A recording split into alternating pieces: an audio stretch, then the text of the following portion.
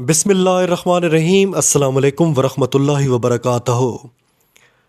ہماری عوام کی اکثریت یہ کہتی ہے کہ عمران خان نے اس ملک کے لیے بہت کچھ کیا، ان کے ساتھ جو کچھ ہو رہا ہے اس پر ہمیں بہت زیادہ تکلیف ہوتی ہے، بہت دکھ ہوتا ہے، اور یہ بات بالکل حقیقت ہے، اور اس بات کا دکھ ہمیں بھی ہے۔ ہر محب وطن پاکستانی کو اس چیز کا دکھ ہے کہ جس بندے نے کرکٹ کے میدانوں میں پاکستان کے لیے کامیابیاں سمیٹیں، اب کرکٹ کی دنیا میں سب سے بڑی کامیابی کیا ہے؟ ورلڈ کپ ہے نا۔ اس نے وہ ورلڈ کپ بھی جیتا، اس نے شوکت خانم ہاسپٹل بنائے، اس نے نمل یونیورسٹی بنائی، اور سب سے بڑھ کر اس نے قوم کو شعور دیا، قوم کو غیرت دی کہ ہم کوئی غلام تو نہیں۔ یہ اس شخص کا سب سے بڑا احسان ہے۔ اور ایک بات یاد رکھ لیں، جس ملک اور معاشرے میں ہم رہتے ہیں، اس ملک میں ایماندار آدمی، چاہے وہ کسی سرکاری دفتر میں بیٹھا ہے، چاہے وہ بازار میں بیٹھا ہے، اس کی زندگی اجیرن ہوگی۔ یہ حقیقت ہے۔ اس ملک میں ایماندار، دیانتدار آدمی کی زندگی اجیرن ہوگی۔ اب جو چپڑ کناتیے، چاپلوس اور ٹٹ پونجی ہوں گے، ان کی عزت زیادہ ہوگی، کیونکہ وہ دولت مندوں کے آس پاس اور جو ہے وہ آفیسر کے قریب رہتے ہوں گے، ان کی خوش آمدید کرتے ہوں گے، اسی لیے وہ زیادہ قریب ہوں گے، ان کی زیادہ ریسپیکٹ ہوگی۔ میں اسی معاشرے کی بات کر رہا ہوں جس میں میں رہتا ہوں، اور یہ میں دیکھ چکا ہوں، سہ چکا ہوں کہ ایماندار بندہ جہاں بھی ہوگا اسے دبانے کی کوشش کی جائے گی۔ آپ سوچیں کہ عمران خان تو بڑے لیول کی جنگ لڑ رہا ہے، تو اسے کتنی مشکلات کا سامنا ہے، آپ دیکھ لیں، خود دیکھ لیں۔ اور یہ آج سے نہیں، ازل سے ہو رہا ہے۔ آپ پیغمبروں کی تاریخ پڑھ لیں، قرآن پاک ہمیں بتا رہا ہے کہ اللہ کے نبیوں نے کیسے کیسے امتحانوں کا سامنا نہیں کیا، ان پر کیسی کیسی آزمائشیں نہیں ڈالی گئیں۔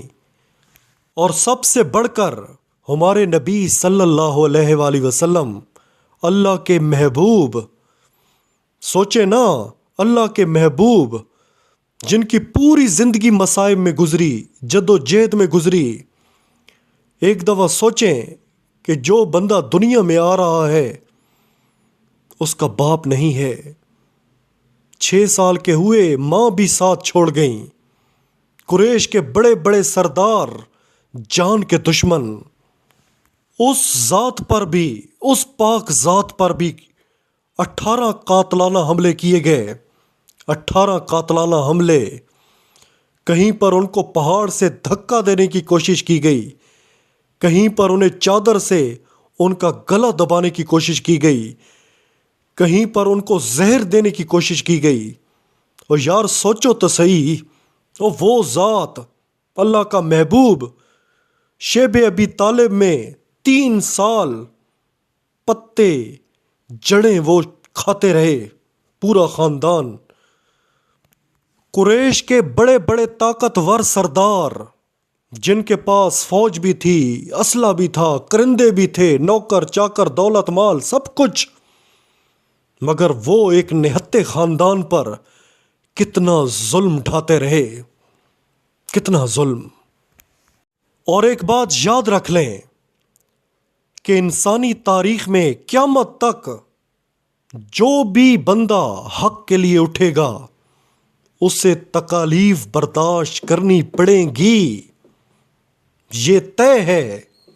اسے بھوک بھی برداشت کرنی پڑے گی، اسے پیاس بھی، اسے گولیاں بھی، اسے قید بھی، مگر اس چیز کا انعام بہت بڑا ہے۔ جو بھی حق کے لیے قربانیاں دے گا، تکالیف اٹھائے گا، اس کا انعام بہت بڑا ہوگا۔ یہ یاد رکھ لیں۔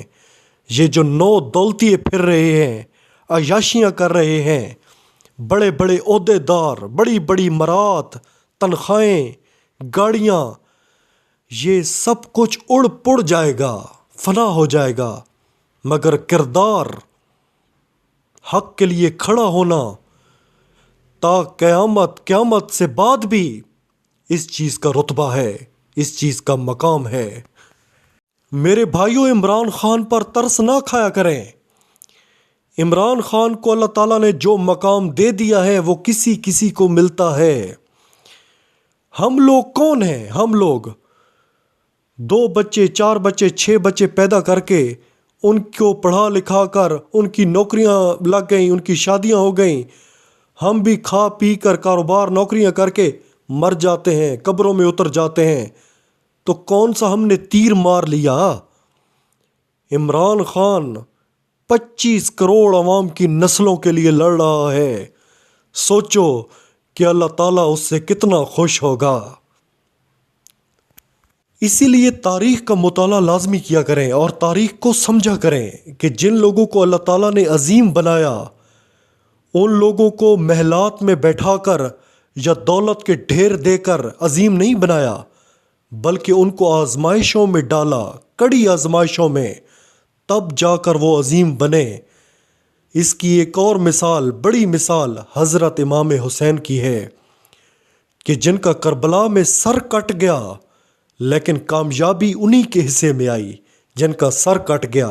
وہ جو تخت پر بیٹھا تھا نا، جو جشن منا رہا تھا، اس پر قیامت تک لعنت بھیجی جائے گی۔ ہر دور کے یزید پر لعنتیں بھیجی جائیں گی اور آخرت میں تو ان کا ویسے بھی برا ہی ٹھکانہ ہوگا۔